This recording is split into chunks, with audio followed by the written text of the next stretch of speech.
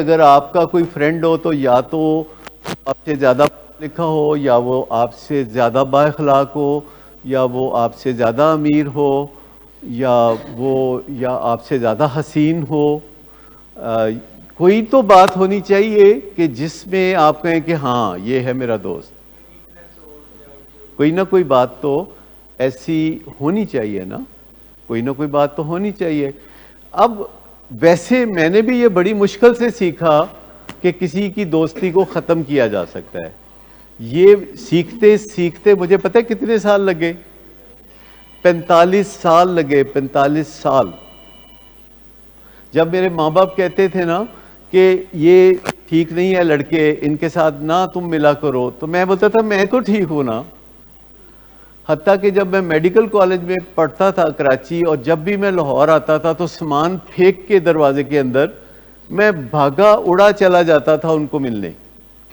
میرے 3 دوست تھے تو ان کو چونکہ میرے ماں باپ کو پسند نہیں تھے تو میں اڑا چلا جاتا تھا. اس وقت میں آپ کی عمر کا تھا، 18-19 سال کا. ابھی آپ تو زیادہ عمر ہے. تو میں ایسا کرتا تھا. پھر میرے ماں باپ کے بعد باری آ گئی میرے بھائیوں کی. انہوں نے کہا یار نہیں چنگے بندے کیوں ہے نہ دن نال پھرنا ہے.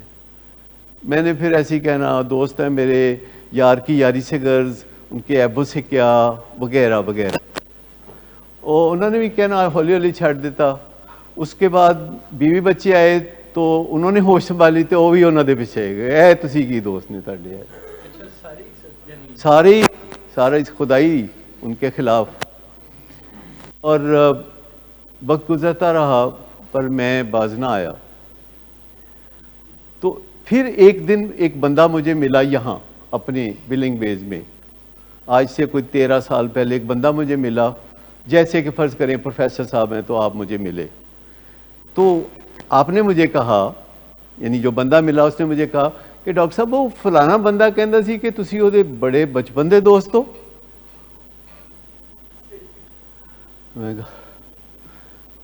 میں نے کہا کہ اب میں کیا کہتا؟ اب مجھے بتائیے میں کیا کہتا کہ ایک بہت مہذب آدمی، بڑا پڑھا لکھا آدمی مجھے آ کے کہتا ہے کہ وہ فلانا بندہ کہہ رہا سی کہ تسی وہ بچپن دے دوست ہو. وہ تو ڈاکٹر صاحب بڑا غلط آدمی ہے. تو ڈاکٹر صاحب میں اپنے بچے نوں تہاڈے کول چھڈیا ہے علاج لئی. یہ ڈاکٹر صاحب حقیقت ہے کہ تسی واقعی کوئی اصلاح کر دیو. تو میں نے کہا کہ پھر میں نے ان کو ساری کہانی سنائی کہ میرے ماں باپ نے کہا کہ مت ملو، میرے بھائیوں نے کہا کہ مت ملو ان سے، میرے بیوی بچوں نے کہا مت ملو، پر میری دوستی رہتی نہیں تھی آرام سے، ٹکتی نہیں تھی، بیٹھتی نہیں تھی. جی نشہ کرنا، جوا کھیلنا، ڈانس گانے دیکھنے جانا، چھوٹی عمروں میں یہ سارے کام کرنا، اور پڑھائی نہ کرنا، تعلیم میں پیچھے رہ جانا، لوگوں سے چوریاں ٹھگیاں کرنا، یہ سارے کام کرنا. میں نے کہا دوستی چھوڑنا گناہ ہے. جیسے دوستی ہو جائے دوستی چھوڑنا گناہ ہے. میرے ذہن میں تھا کہ ایسا ہے. لیکن ایک بات اور بھی تھی کہ میں مصروف اتنا ہو گیا تھا کہ ملنا کم ہوتا گیا. مطلب 1978 کے بعد تو میں خصوصی طور پر بہت مصروف ہو گیا اور مجھے موقع ہی نہیں ملتا تھا. لیکن 6 مہینے بعد بھی موقع ملے، اور وہ اتنے یعنی لگن والا معاملہ تھا کہ چونکہ میں مل نہیں سکتا تھا تو ایک نے یہاں گھر خرید لیا، یہاں کے فاصلے پہ. یہ جو آپ مین روڈ سے آتے ہیں تو لیفٹ پہ جو گلی جاتی ہے اس میں تیسرا گھر اسکول کے ساتھ، یہاں گھر خرید لیا. اور پھر جب میں نے اسے چھوڑا تو اس نے گھر بھی بیچ دیا. جب اس نے چھوڑا پھر اس نے گھر بھی بیچ دیا. لیکن کسی کی آنکھوں سے میں نے اپنے آپ کو دیکھا، کہ لوگ a man is known by the company he keeps. اور لوگ میرے پاس بچوں کو بھیجتے ہیں اصلاح کے لیے، اور وہ میرے بارے میں جب یہ سنے کہ اس کا فلانا دوست ہے. الحمدللہ آج کوئی ایسا بندہ نہیں ہے میری زندگی میں کہ جس کے بارے میں مجھے کوئی تانا دے سکے. اور میری زندگی میں وہ لوگ ہیں جنہوں نے اپنی زندگی کو بہتر بنایا. میری زندگی میں ایسے لوگ ہیں جو ریکوری میں ہیں، جو فرشتوں کے سفر کے اوپر ہیں، اور وہ مجھے ملتے ہیں، جہاز میں ملتے ہیں، کبھی ریس کورس پارک میں واک پہ ملتے ہیں، کبھی سیل فون پہ میسج بھیجتے ہیں، اور مجھے وہ ایک ڈیفرنٹ ڈائمنشن میں جاتے ہوئے لوگوں کی دوستی کا شرف حاصل ہے. اور لیکن مجھے سمجھتے ہوئے 45 سال لگے. 45 سال. تو بھائی جان آپ اتنی جلدی کیسے سمجھ سکتے؟ میں صرف یہ کہہ رہا ہوں، جنرل ایڈوائس دے رہا ہوں. اور جو یہاں پہ بھی ہم کہتے ہیں کہ یہاں سے جانے کے بعد اگر آپ اپنے پرانے دوستوں کو ملتے ہیں تو یہ کیے کرائے پہ پانی پھیرنے کے مترادف ہے. اور دنیا بھر میں یہ کہا جاتا ہے کہ ریکوری از سیلفش، ریکوری از سیلفش.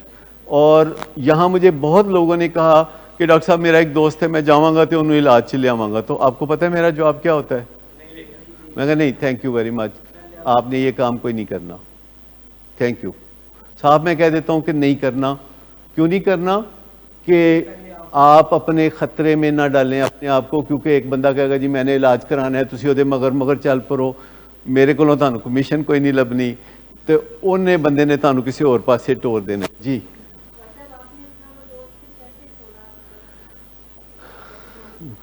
کٹھن مرحلہ تھا جب مجھے پتا چلا کہ لوگ اس کے اندر مجھے دیکھتے ہیں. تو یہ بات جب کسی نے مؤثر طریقے سے کہی اور کہا کہ دیکھیں میں نے اپنا بیٹا آپ کے پاس چھوڑا ہوا ہے، اتنی بات کہی انہوں نے اور کچھ نہیں کہا. تو میں نے ان کو بھی کچھ نہیں کہا، لیکن اس دن کے بعد میں نے اسے چھوڑ دیا.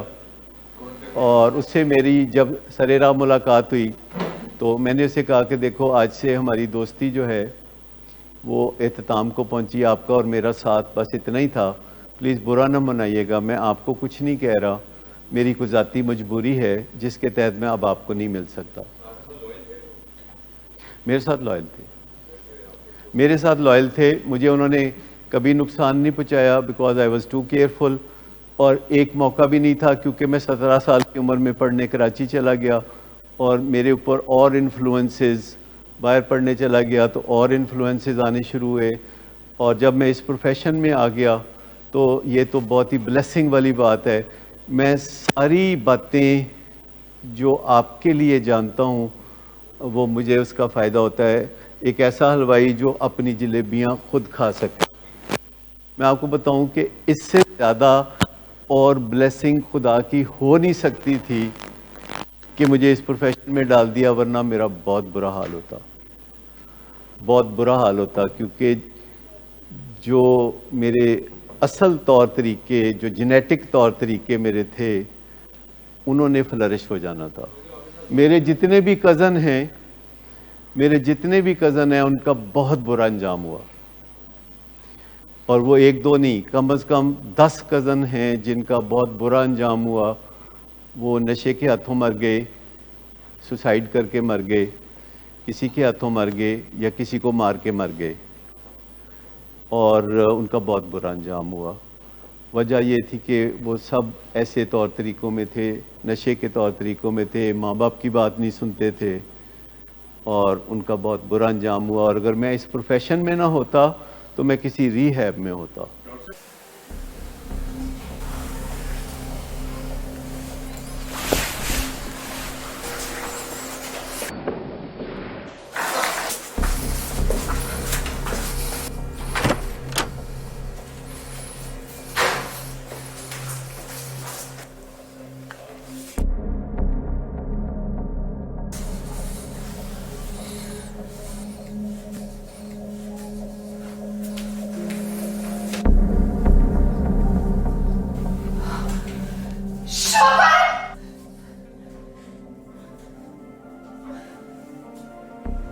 شراب نوشی کی وجہ کردار کی خرابی نہیں، موڈ کی خرابی ہے. شراب نوشی کبھی بھی نشے کی بیماری میں بدل سکتی ہے. نشے کی بیماری ہر سٹیج پر قابل علاج ہے. مدد حاصل کیجیے کیونکہ وہ ایسا نہیں کرے گا. ولنگ ویز سے مدد حاصل کیجیے، کہیں سے بھی مدد حاصل کیجیے، لیکن فوری مدد حاصل کیجیے. جس معجزے کے انتظار میں آپ نے بہت دیر کر دی، اب وہ دستک دے رہا ہے. مدد حاصل کیجیے، مدد حاصل کیجیے، مدد حاصل کیجیے.